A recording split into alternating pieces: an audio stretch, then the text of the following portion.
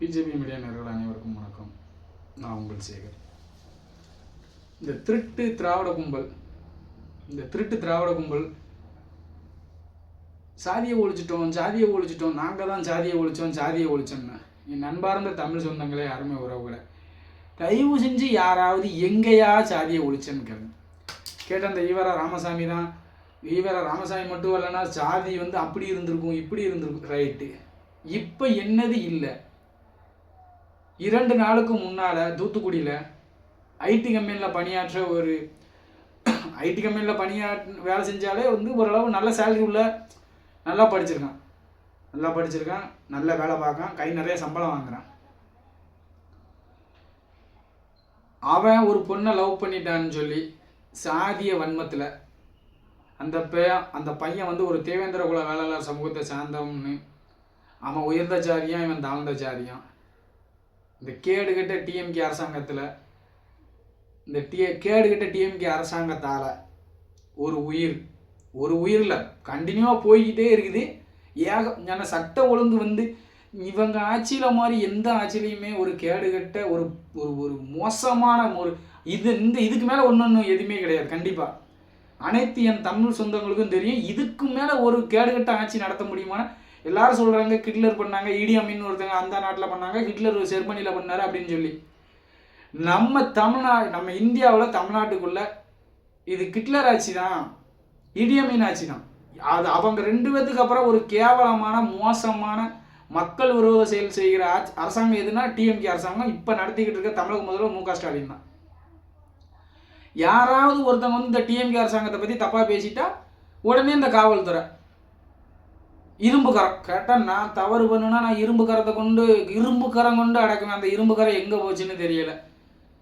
இந்த ஆட்சியில் மாதிரி இவங்க சொல்கிற தாழ்த்தப்பட்ட வகுப்பை சேர்ந்தவங்கன்னு இவங்க சொல்கிற அந்த சமூகம் அந்த மொத்தத்தில் அந்த தாழ்த்தப்பட்ட சமூகம்னு சொல்கிறாங்களே, அந்த ஒட்டுமொத்த சமூகம். ஆனால் தேவேந்திர குல வேளாளர் சமூகம் தாழ்த்தப்பட்ட சமூகம் இல்லைன்னு அதுக்காக வேண்டி தான் போராடிக்கிட்டே இருக்காங்க.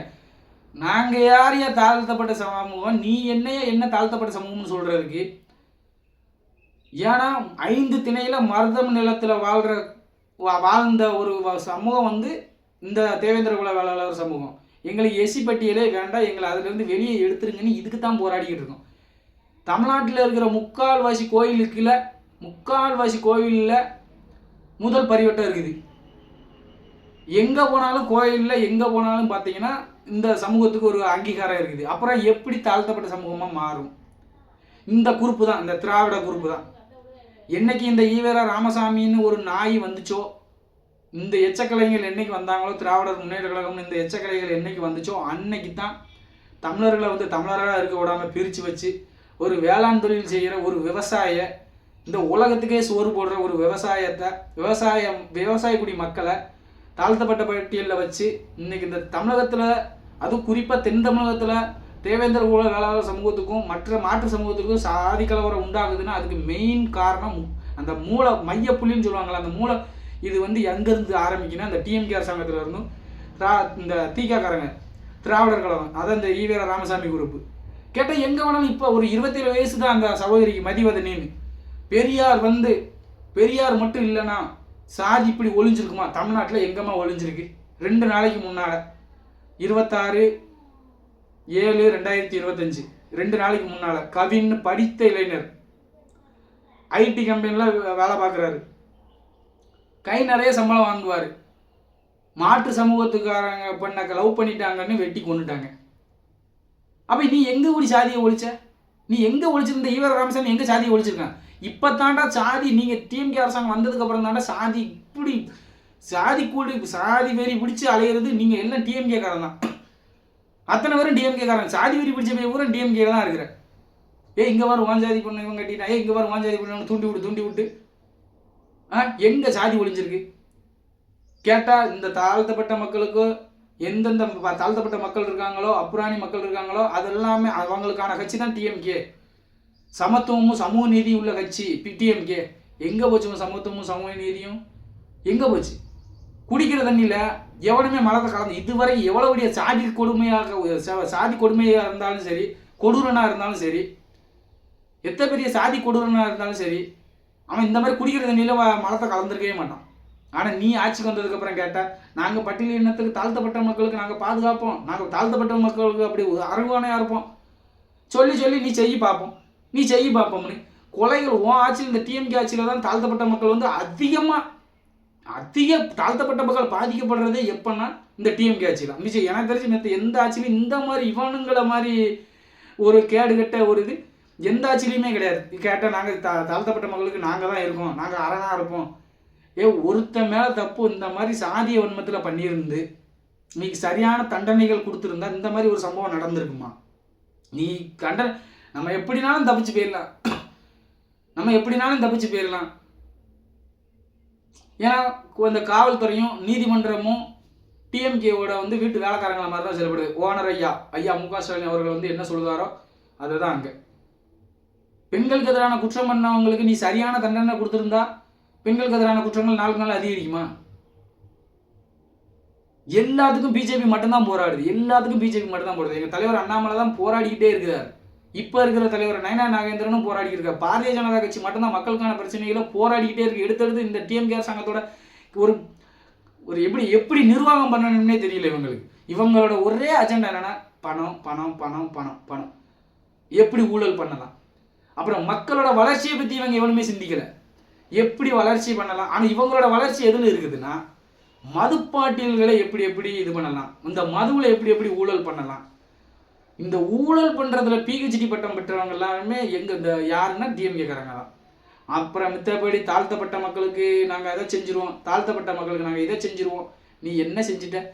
உன்னோட அமைச்சரவையில் நீ சொல்கிற மாதிரி சமத்துவமும் சமூக நீதி இருந்திருந்தா நீ வச்சிருந்தனா உன் கொள்கை அதுதான். சும்மா பாவலை கட்டிக்கிட்டு இருக்கிய, நீ வாயில காட்டாத. பாரதிய ஜனதா கட்சி எப்படி வாயில காட்டாம செயல்ல காட்டுதோ அது மாதிரி நீ செயல்ல காட்டு. தாழ்த்தப்பட்ட மக்கள் சொல்ற உரிய அங்கீகாரம் நீ கொடுத்துருந்தனா இந்த மாதிரி ஒரு சம்பவம் நடக்குமா? அவங்களை எஸ்சி பெட்டியிலேருந்து எங்களை வெளியே விட்டுருங்க, எங்களுக்குன்னு தனியாக நாங்கள் இத்தனை கோடி மக்கள் வாழ்கிறோம், தமிழகத்தில் இத்தனை பேரில் பிரிஞ்சு வாழ்கிறோம், எங்களை எல்லாம் ஒன்றா சேர்ந்து பாரத பிரதமர் நரேந்திர மோடிஜி அவர்கள் வந்து நான் நரேந்திரன் நீங்கள் தேவேந்திரம்னு சொல்ல போய் அவங்கள தேவேந்திர குல வேளாளர்னு அறிவிச்சிங்க. நீங்கள் எதுவும் அறிக்கலை. ஐயா எடப்பாடியார் அவர் இருக்கும் போது அறிவிச்சேன். நீங்கள் எங்கள் தேவேந்திர குல வேளாளர்னு சொல்லவே உனக்கு நாவு கூசுது. சரி, நீ நாவு கூசுனா எங்கள் ஓட்டை மட்டும் எதுக்கு கேட்குற? நீ அந்த அப்புறாணி மக்களோட ஓட்டு மட்டும் உனக்கு வேணும். ஆனால் இது வேண்டாம். இந்த எஸ்சி பட்டியலில் வந்து தேவேந்திர குல வேளாளர் மக்கள் வந்து அதை ஒரு இழி சொல்லாதான் நினைக்கிறாங்க. நாங்கள் வந்து ஊருக்கே உலகத்துக்கே விவசாயத்தை சொல்லி கொடுத்தவங்க. அந்த மக்கள் சொல்கிற கருத்து நாங்கள் இந்த உலகத்துக்கே வந்து எப்படி வேளாண் செய்யணும், அவங்களுக்கு சாப்பாடு கொடுக்குற இனம் எதுனா நாங்கள் தான். அப்புறம் நாங்கள் எதுக்கு தாழ்த்தப்பட்ட சமூகம்னு வைக்கிங்கன்னு போராடிக்கிட்டு இருக்காங்களே, உங்கள் காதில் கேட்கவே இல்லையா? என் அன்பு தமிழ் சொந்தங்களே, அருமை உறவுகளை, அதுவும் குறிப்பாக தேவேந்திர குல வேளாளர் சமூக மக்களே, நான் நரேந்திரன் நீங்கள் இந்த உலகமே போற்றக்கூடிய தலைவர்.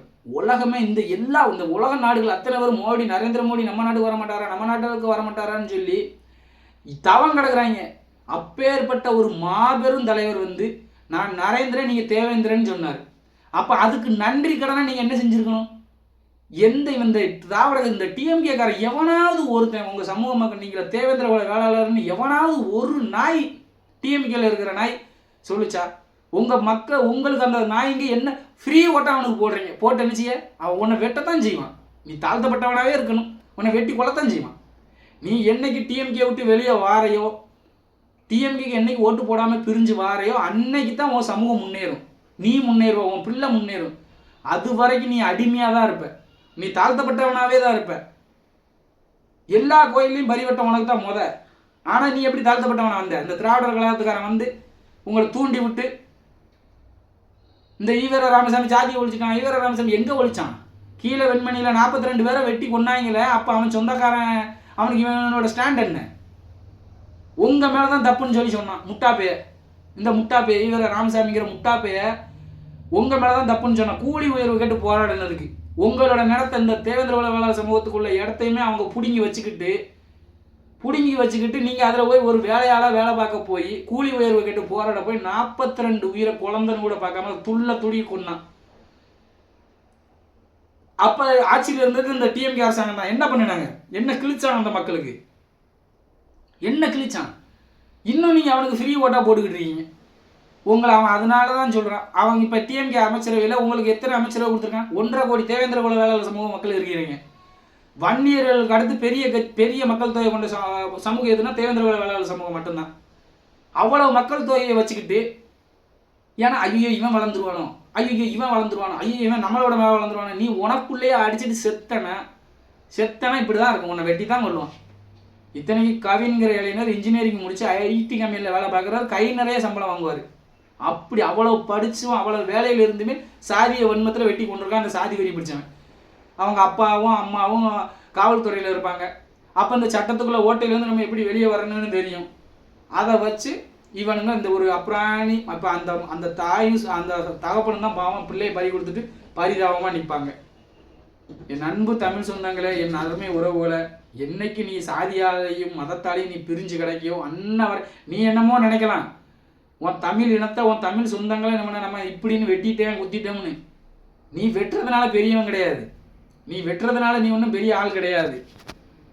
என் அன்பு உறவுகளை, தமிழனாக இருப்போம். இல்லைன்னா ஒன்று தெலுங்குக்காரன் ஒரு கன்னடக்காரன் தான் ஒன்று ஆளுவான். நீ அவனுக்கு அடிமையாக தான் இருப்ப. இப்போ எப்படி ஒரு தெலுங்கருக்கு அடிமையாக இருக்கியோ அதே மாதிரி நீ ஒரு இன்னொரு இதுக்குன்னு அடிமையாக இருப்ப.